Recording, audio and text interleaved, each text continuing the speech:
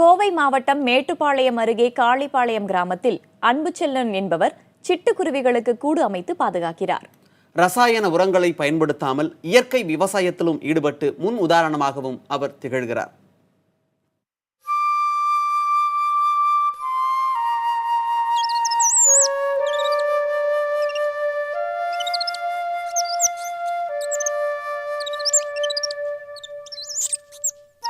ஏகாந்த வெளியில் தேன் குடிக்கும் சிட்டுகள், சலசலத்து ஓடும் நீரில் மீன் தேடும் கொக்குகள், பசுமை போர்த்தி காணப்படும் இந்த இடம் காளிப்பாளையம் கிராமம்.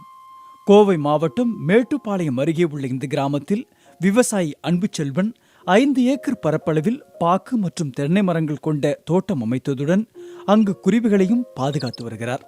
சிட்டுக்குருவி, பச்சை கிளி, மைனா போன்ற பறவைகள் தங்கவும் முட்டையிட்டு குஞ்சு பொரிக்க வசதியாகவும் பானை வைத்து அவற்றுக்கு ஏற்றவாறு துளைகளிட்டு பறவைகளின் சொர்க்கமாக தனது தோட்டத்தை மாற்றியுள்ளார்.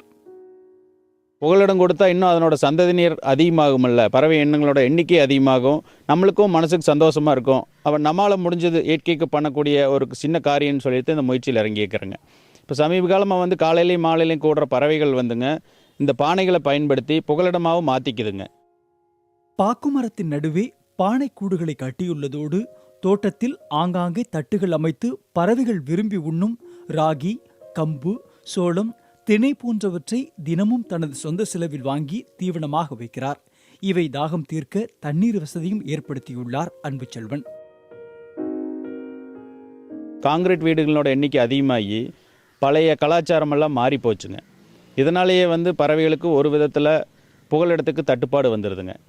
ராகி, கம்பு, சோளம், தெனை இதெல்லாமே நம்ம தமிழகத்தில் அதிகமான இடத்துல விளைவிச்சிட்டு இருந்தாங்க. ஆனால் இப்போல்லாம் அந்த குறுகிய கால பயிர்களை அதிகமாக பயிரிடுறது இல்லைங்க. இங்கு வந்து தங்கும் பறவைகளின் நலன் கருதி தோட்டத்தில் ரசாயன உரங்களையோ பூச்சிக்கொல்லி மருந்துகளையோ பயன்படுத்துவதில்லை.